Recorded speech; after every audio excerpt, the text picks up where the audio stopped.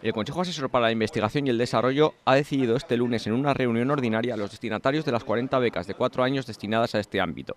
Estas ayudas tienen una cuantía de 1.150 euros mensuales y se dividen en dos periodos, uno de 2 años de investigación y otro de otros 2 años de apoyo a la docencia. Es una parte de gente que con unos muy buenos expedientes trabaja en temas de investigación, trabaja en proyectos concretos, está haciendo una labor importantísima en la propia labor de investigación, pero a la vez le sirve como elemento predoctoral, ¿no?, para preparar sus propias tesis doctorales y a partir de ahí abrirse tanto en la vida profesional de docencia como en otras áreas de investigación.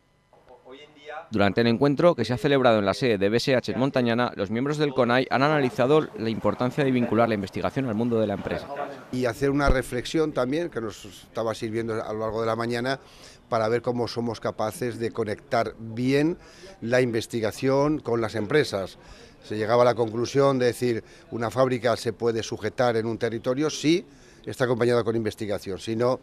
es muy fácilmente trasladable a cualquier punto del mundo en este momento, ¿no? El CONAI, órgano asesor del Gobierno de Aragón, está compuesto por 17 expertos investigadores de los campos de la universidad y la empresa.